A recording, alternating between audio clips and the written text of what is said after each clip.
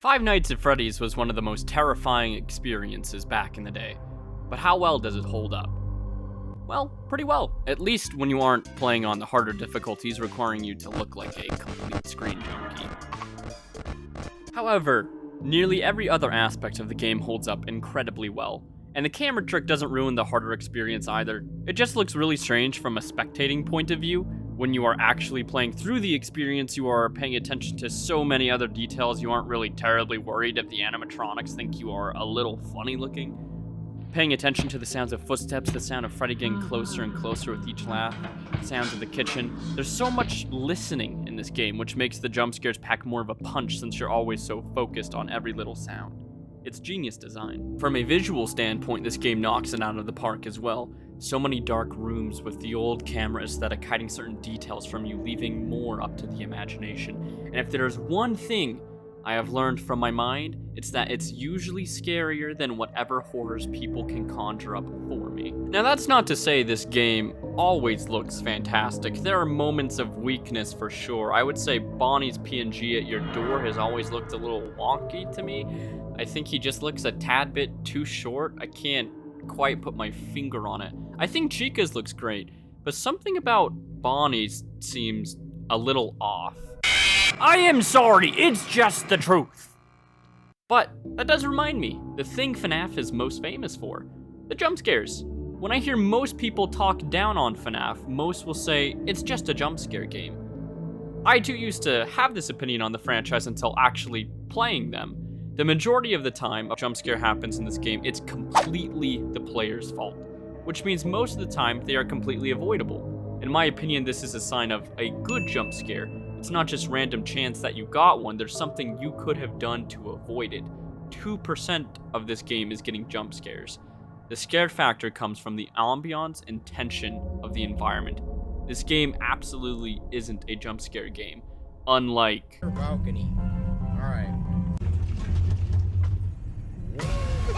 But we're not talking about that one yet. And while there is a chance that something could happen to cause an unavoidable jump scare, these situations are extremely rare and I think adds a little more scare factor since having a very small random chance that you will die will keep the player on their toes. But once again, there is an extremely minuscule chance this will happen in the main game. In 2020 mode, sure. But this absolutely wasn't intended to be the main gameplay experience. Aesthetically, the jump scares in the game look fine, but Freddy's nighttime jump scare looks really weird. It looks so different from all the other ones, way too cartoony, which is really odd since his other jump scare looks perfectly fine. Foxy's jump scare is probably the weakest, but I would say his scare factor comes from him running down the hall, since everything else in this game is so stagnant. When you see this man charging down the hall, the contrast is enough to make you pee your pants. Oh, the sounds, I don't like them. No! Oh, yeah! I tried to push it! Oh my god! Oh! Speaking of everything being stagnant, you might think that would make the world feel less immersive, since they don't really move all that much. That would be the case, but every now and then you get little reminders that these things are indeed alive and sentient. For instance, sometimes in your corner cameras you'll see Chica having a dance party.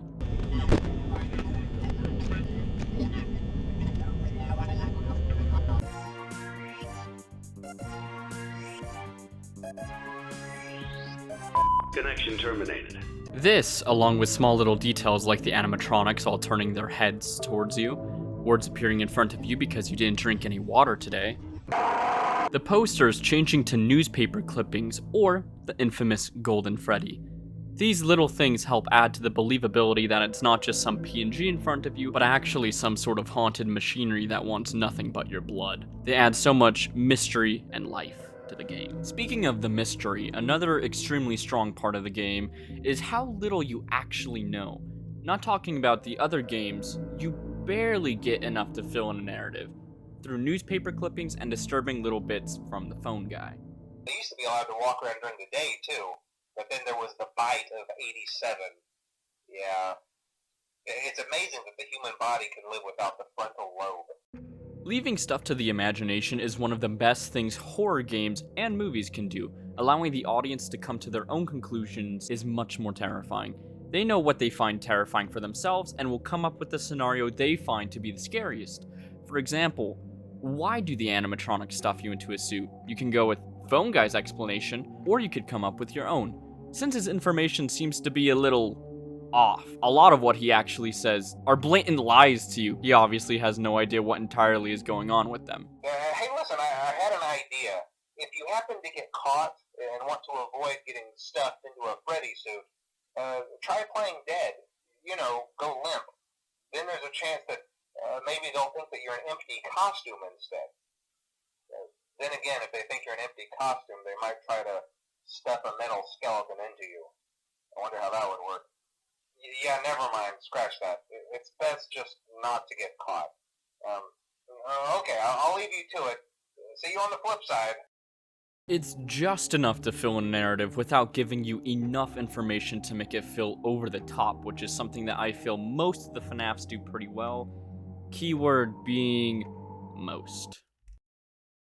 Maybe they stuff you in the suits because they're jealous that you get to roam around freely while they are stuck in their metal prisons. Maybe they just know it hurts a lot and they're malicious little demons that want to cause you as much pain as possible before you die. You see what I mean? There's not enough evidence within the first game to deny your theory, allowing the player to come up to the darkest solution, scaring themselves. Five Nights at Freddy's was and still is one of the most terrifying gaming experiences a player can put themselves into, and it's fairly fun to play, especially in VR. Absolutely terrifying, but we'll talk about that another time. Thank you all so much for watching. If you like this type of content, feel free to subscribe. Let me know in the comments what you would like to see in a nutshell next, and please leave a like. These videos take a little bit to make, and I would greatly appreciate it.